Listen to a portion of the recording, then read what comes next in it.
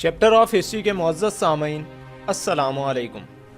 سامعین، تاریخ ہند کے سلسلے کی 39ویں ایپیسوڈ میں خوش آمدید۔ مرہٹے مغربی ہند کے اس پہاڑی علاقے میں رہتے تھے جسے اب احاطہ بمبئی کہتے ہیں۔ یہ قد میں چھوٹے، بدن میں مضبوط، بہادر، چست اور عادات و خصائل میں سیدھے سادے تھے۔ ان کا ملک پہاڑیوں سے پٹا پڑا تھا۔ اس زمانے میں سڑکیں نہ تھیں اور پہاڑوں پر گھنے بن تھے۔ قریب قریب ہر پہاڑ کی چوٹی پر ایک قلعہ تھا اور قلعے کا ایک سردار تھا جو قرب و جوار کے دیہات کا حاکم تھا۔ مدت دراز تک یہ سردار دکن کے مسلمان سلطانوں کے فرما بردار اور باج گزار رہے، بلکہ ان کے ساتھ ہو کر مغل بادشاہوں کی فوج سے لڑے۔ سیواجی نے ان مختلف گروہوں اور جماعتوں کو ملا کر ایک زبردست قوم بنا لی۔ سامعین، ویڈیو میں آگے بڑھنے سے پہلے چیپٹر آف ہسٹری کو سبسکرائب کریں، اس ویڈیو کو لائک کریں اور بیل آئیکن پر ضرور کلک کریں۔ سیواجی شاہ جہاں کے سن جلوس یعنی 1627 عیسوی میں پیدا ہوا۔ اس کا باپ بیجاپور کی سرکار میں نوکر تھا۔ باپ ملازمت پر تھا۔ سیواجی پیچھے پونا میں پرورش پا رہا تھا، لیکن لکھنا پڑھنا جو پنڈتوں اور برہمنوں کا کام سمجھا جاتا تھا، سیواجی کو نہیں سکھایا گیا۔ البتہ سپاہ گری کے سب فنون کی مشق کرائی گئی، مثلاً گھوڑے کی سواری، تیر اندازی، کشتی، تلوار، خنجر اور نیزہ بازی۔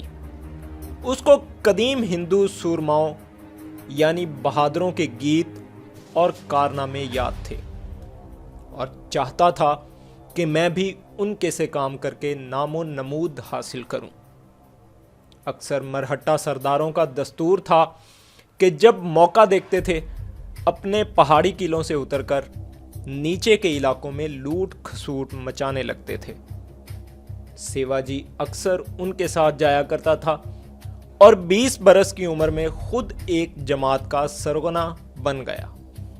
اس نے اول پرندر کا مضبوط پہاڑی قلعہ لیا اور پھر ایک ایک کر کے اور قلعے فتح کیے۔ ہتھیار، سامان اور خزانہ بہم پہنچایا اور اس کی شہرت دور و نزدیک پھیل گئی۔ ہوتے ہوتے سلطان بیجاپور کو بھی خوف ہوا۔ اس نے سیواجی کے مقابلے پر اپنے سپہ سالار افضل خان کو روانہ کیا۔ سیواجی نے کہلا بھیجا کہ مجھ میں خان صاحب کے مقابلے کی تاب کہاں ہے۔ اگر وہ ہتھیار چھوڑ کر تنہا مجھ سے ملیں تو میں اطاعت بجا لانے کو تیار ہوں۔ افضل خان کو کوئی بدگمانی نہ تھی۔ وہ سب سپاہ اور اردلی کے سوار پیچھے چھوڑ گیا اور باریک ململ کا لباس پہن کر فقط ایک آدمی ہمراہ لیے سیواجی سے ملنے چلا گیا۔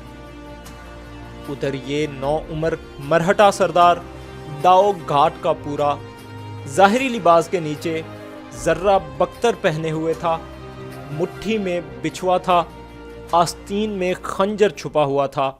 افضل خان جو اس سے ملنے کے لیے بڑھا تو سیواجی شیر کی طرح اس پر ٹوٹ پڑا۔ اول بچھوا پیٹ میں گھونپا اور پھر خنجر سے اس کا کام تمام کیا۔ سیواجی کے سپاہی جو پاس ہی درختوں کی آڑ میں چھپے ہوئے تھے نکل کر مسلمانوں پر آ گرے۔ مسلمان لڑائی کے لیے تو تیار ہو کر نہ آئے تھے، شکست کھا کر بھاگ نکلے۔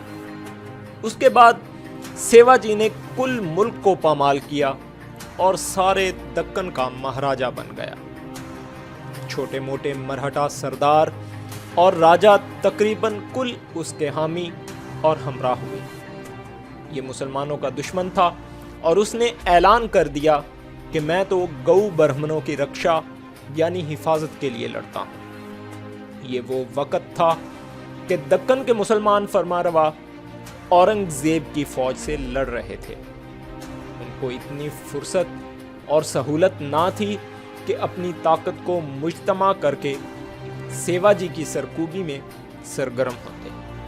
नतीजा ये हुआ कि सेवाजी का इक़्तिदार बढ़ता चला गया और सुल्तान बीजापुर को इस शर्त पर सुलह करनी पड़ी कि अब से सेवाजी मगरबी साहिल पर कोनकान का राजा माना जाए।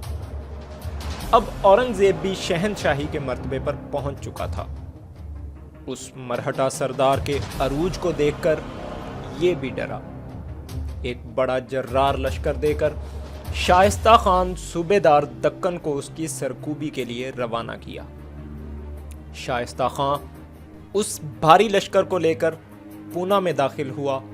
सेवाजी ने देखा ऐसे जबरदस्त गनीम से खुले मैदान में लड़ना तो अबस है। बस उसने फकीरों का भेष बना लिया। उसके साथ 20 जवान और थे, उन्होंने भी वही भेष बना रखा था। सेवाजी मां उन 20 हमराहियों के एक रात पूना में दाखिल हुआ। शाइस्ता खां जिस मकान में ठहरा हुआ था उसमें दाखिल हो गया और शाइस्ता खां को मार ही लिया था, मगर वो खिड़की से कूद कर निकल गया। सेवाजी उसके पीछे दौड़ा और एक हाथ तलवार का जो मारा, शाइस्ता खान की उंगलियां कट कर गिर गईं। मरहट्टे तो जिस तरह आए थे उसी तरह भाग कर निकल गए, मगर शाइस्ता खान ऐसा डरा कि पूना छोड़कर चला गया। अब सेवाजी बेखौफ जहां चाहता था जाता था और अपनी फतूहात का दायरा वसी कर रहा था। उसके बाद कुछ सिपाही लेकर सेवाजी मगरबी साहिल की मालदार बंदरगाह सूरत में पहुंचा। 6 दिन तक शहर को लूटा। यहां अंग्रेजों की कोठी थी। जब सेवाजी ने उस कोठी पर हमला किया तो अंग्रेजों ने उसे भगा दिया। औरंगजेब ने फिर एक बड़ा भारी लश्कर उसकी सरकूबी के लिए रवाना किया। इस दफा सेवाजी ने पैगाम भेजा कि बादशाह मेरा कुछ मुल्क मेरे पास रहने दे और मुझे अपनी फौज में आला ओहदा दे दे तो मैं अतात कबूल करने को तैयार हूं। औरंगजेब ने यह बात मान ली। असल मुद्दा औरंगजेब का यह था कि किसी तरह सेवाजी मेरे हाथ आ जाए तो उसे मरवा डालो। सेवाजी दिल्ली पहुंचा और दरबार शाही में हाजिर हुआ, लेकिन यहां उसके साथ ऐसी बदसलूकी हुई कि वो ताड़ गया कि अब खैर नहीं। सेवाजी एक मकान में बंद होकर पड़ा रहा और बीमारी का बहाना किया। उस मकान के चारों तरफ मुगल सिपाहियों का पहरा था, फिर भी उसके हमराही उसको निकाल कर सलामती की जगह ले गए।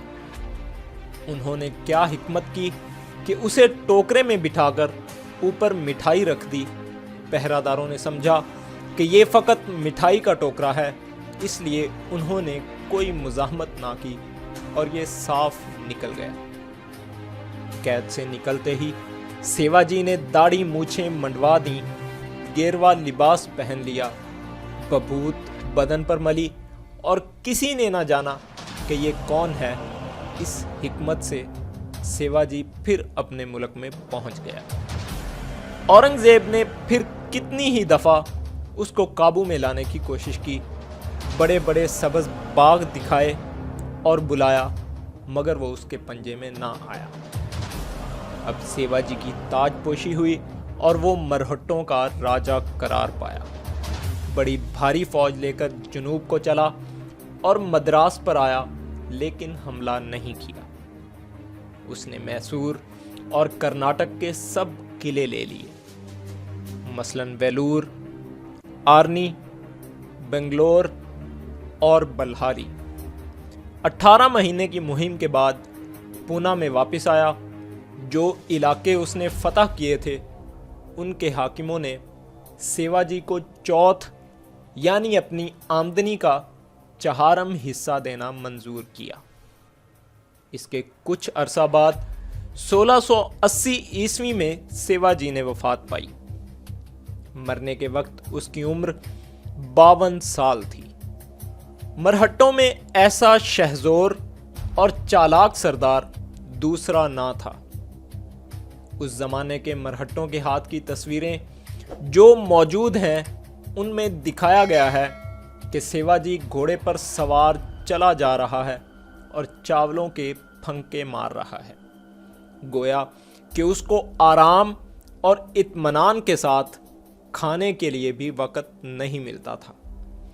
سیواجی کے بعد اس کا بیٹا سمبھاجی باپ کی گدی پر بیٹھا، لیکن اس میں باپ کی لیاقت کا شمع بھی نہ تھا۔